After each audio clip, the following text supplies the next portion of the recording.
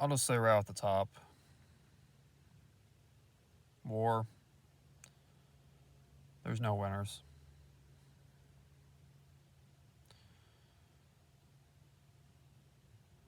What it is elites at the top fighting amongst each other while the everyday ordinary citizens, including frontline soldiers, suffer and their families suffer.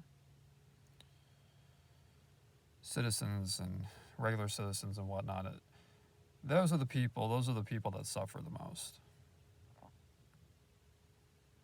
There's no winners in that. And after all the dust is settled, it's just mainly sadness more than anything, and resignation that come all this way as a species, and yet we still, in so many ways, and so many walks of life, not just at the highest form of government, we still can't sometimes resolve our conflicts through talking, through talking things out, negotiation, give and take. We have to do it by force. Our species is violent in a lot of ways, naturally, especially among males.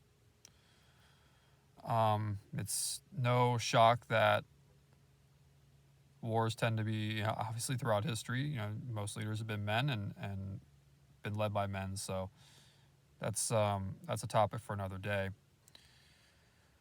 But in the end, there's no real winner. I mean, there can be a winner in terms of some other country taking control of another, but the suffering and the loss can never truly be measured or recovered.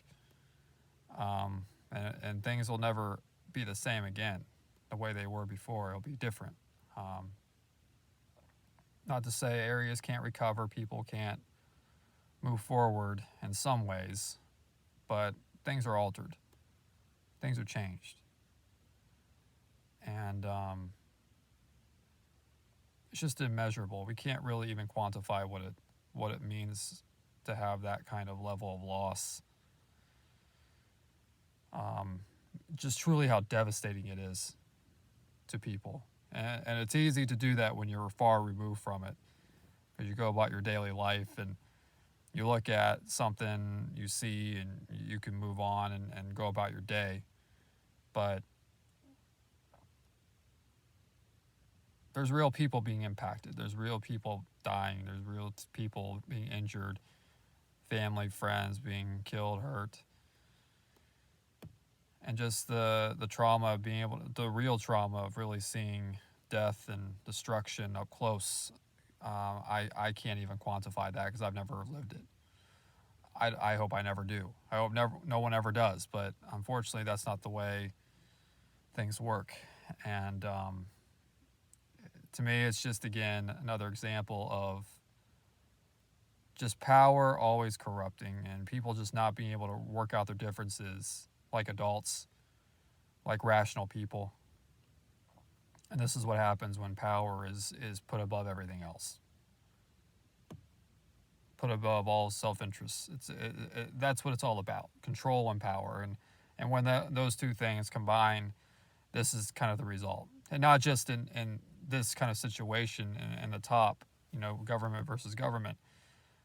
It's also in interpersonal relationships, and down to the ground level. It all is from the grassroots. It all goes up from the bottom up, from the top down.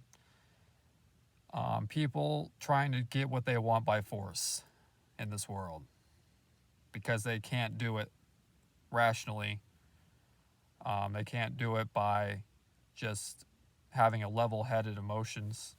They have to take things by force because they can't do that. And it's very immature. It's very childish. It's and it's very brutal, and it's not right. So that's why all of us, in the end, all of us just have to look ourselves in the mirror and try to strive to be better persons in our own interpersonal relationships. And that's all you can do.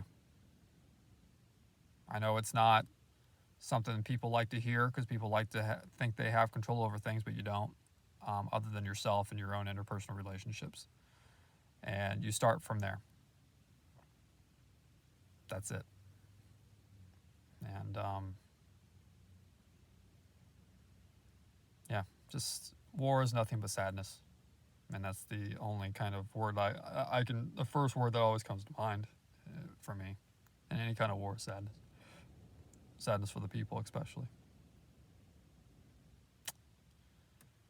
And that's all I got.